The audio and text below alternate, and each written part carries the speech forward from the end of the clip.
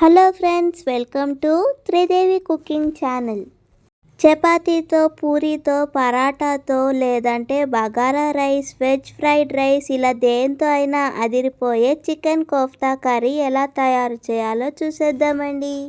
Mixie జార్లో 1 inch అల్లం ముక్కను చిన్న చిన్న ముక్కలుగా కట్ చేసుకొని వేసుకోండి. గుప్పెడంతా వెల్లుల్లిపాయ రెబ్బలను వేసుకోండి.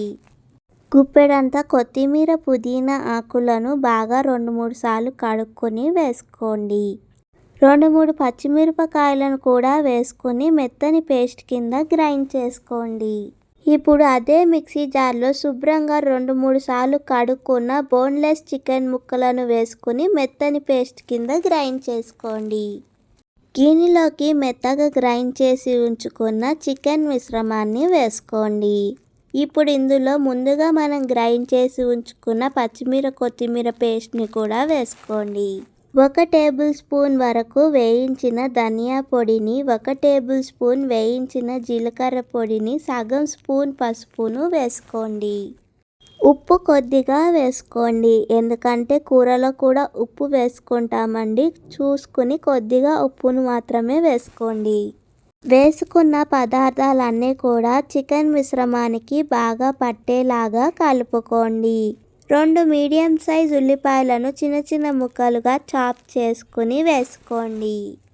సగం కప్పు వరకు చిన్న చిన్న ముక్కలుగా చాప్ చేసుకున్న ఉల్లిపాయలను వేసుకోండి. ఇప్పుడు వేసుకున్న ఉల్లిపాయలు కూడా చికెన్ మిశ్రమానికి బాగా పట్టేలాగా కలుపుకోండి. 2 గరిటెల శనగపిండిని వేసుకోండి. శనగపిండి కూడా చికెన్ మిశ్రమానికి బాగా పట్టేలాగా కలుపుకోండి. 1 గరిటెడు నూనెను వేసుకోండి. చికెన్ మిశ్రమానికి అన్ని పదార్థాలు బాగా పట్టేలాగా కలుపుకొని ఇప్పుడు వీటిని మీకు నచ్చిన సైజులో చిన్న చిన్న బాల్స్ కింద చేసుకొని ఒక ప్లేట్లో వేసుకోండి. ఈ విధంగా అన్ని చికెన్ కోఫ్తా బాల్స్ని తయారు చేసుకున్నాక స్టవ్ మీద ఒక ప్యాన్ పెట్టుకొని డీప్ ఫ్రైకి సరిపడినంత నూనెను వేసుకోండి. నూనె బాగా వేడయ్యాక ముందుగా మనం తయారు చేసి ఉంచుకున్న చికెన్ కోఫ్తా బాల్స్ని ఒక్కొక్కటిగా వేసుకోండి. ఫ్లేమ్ని సిమ్లో పెట్టుకొని 2 వైపులు కూడా చికెన్ కోఫ్తా బాల్స్ బాగా వేగేలాగా దూర బంగారు రంగులోకి మారేంత వరకు 2 వైపులు కూడా బాగా కలుపుతూ లోపలి వరకు చికెన్ బాల్స్ వేగేంత వరకు వేగనివ్వండి. మీడియం ఫ్లేమ్లో పెట్టుకుని చికెన్ బాల్స్ని లోపలి వరకు బాగా వేగనివ్వండి, లేదంటే లోపలంతా పచ్చిగా ఉంటాయండి. ఈ విధంగా బాగా వేగాక ఈ చికెన్ కోఫ్తా బాల్స్ అన్నిటిని తీసుకొని ఒక ప్లేట్లో వేసుకోండి. ఇదే విధంగా మనం చేసుకున్న చికెన్ కోఫ్తా బాల్స్ అన్నిటినీ కూడా దూర బంగారు రంగులోకి మారేంత వరకు వేయించుకొని ఒక ప్లేట్లోకి వేసుకోండి. స్టవ్ మీద మరొక ప్యాన్ పెట్టుకొని ఇందాక డీప్ ఫ్రైకి వాడిన ఆయిల్ని 2 గరిటెలు వేసుకోండి. ఇప్పుడు దాంట్లో బిర్యానీ దినుసులు వేసుకోండి. కొద్దిగా లవంగాలు, పట్టా, షాజీరా, ఇలాచీ, స్టార్ పువ్వు, బిర్యానీ ఆకు వేసుకోండి. వేసుకున్న బిర్యానీ మసాలా దినుసులను కొద్దిగా వేగనివ్వండి. 2 మీడియం సైజ్ ఉల్లిపాయలను మెత్తని పేస్ట్ కింద గ్రైండ్ చేసి ఉంచుకోండి. ఇప్పుడు ఆ ఉల్లిపాయ పేస్ట్ని కూడా వేసుకోండి. ఉల్లిపాయ పేస్ట్లో నుండి పచ్చివాసన అంతా పోయేంత వరకు బాగా వేగనివ్వండి. ఉల్లిపాయ పేస్ట్లో నుండి పచ్చివాసన అంతా పోయి దూర బంగారు రంగులోకి మారాక దాంట్లో 1 స్పూన్ వరకు అల్లం వెల్లుల్లిపాయ పేస్ట్ని వేసుకోండి. అల్లం వెల్లుల్లిపాయ పేస్ట్లో నుండి పచ్చివాసన అంతా పోయేంత వరకు కలుపుతూ వేగనివ్వండి. అల్లం వెల్లుల్లిపాయ పేస్ట్లో నుండి పచ్చివాసన అంతా పోయాక సగం స్పూన్ వరకు పసుపును వేసుకోండి.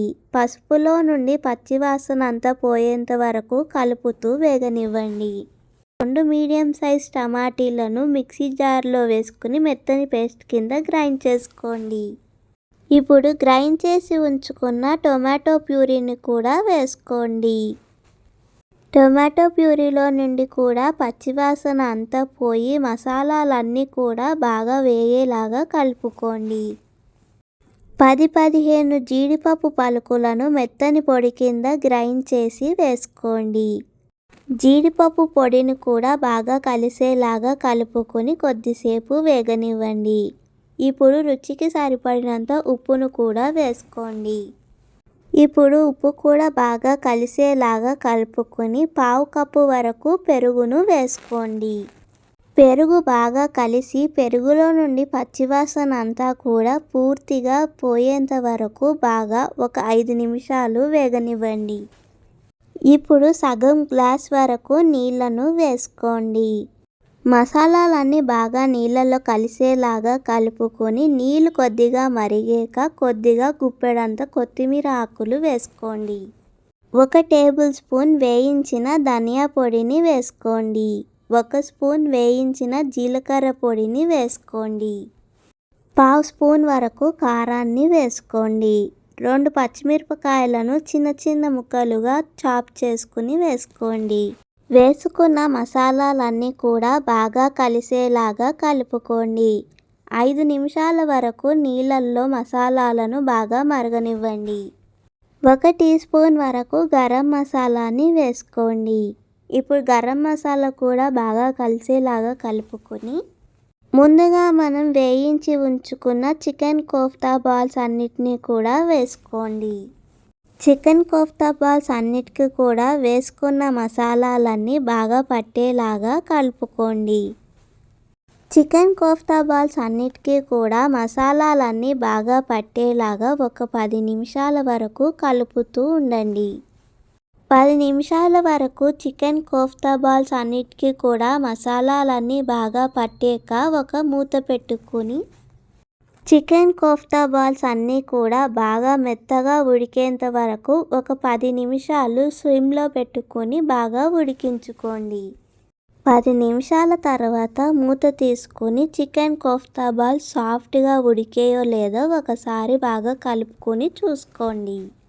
చిన్నపిల్లలైనా పెద్దవాళ్ళైనా సరే చాలా సాఫ్ట్గా మరియు ఎంతో ఈజీగా డైజెస్ట్ అయిపోయే ఈ టేస్టీ మరియు సూపర్ డెలిషియస్గా ఉండే చికెన్ కోఫ్తా కర్రీని తప్పకుండా ఒకసారి ట్రై చేసి చూడండి.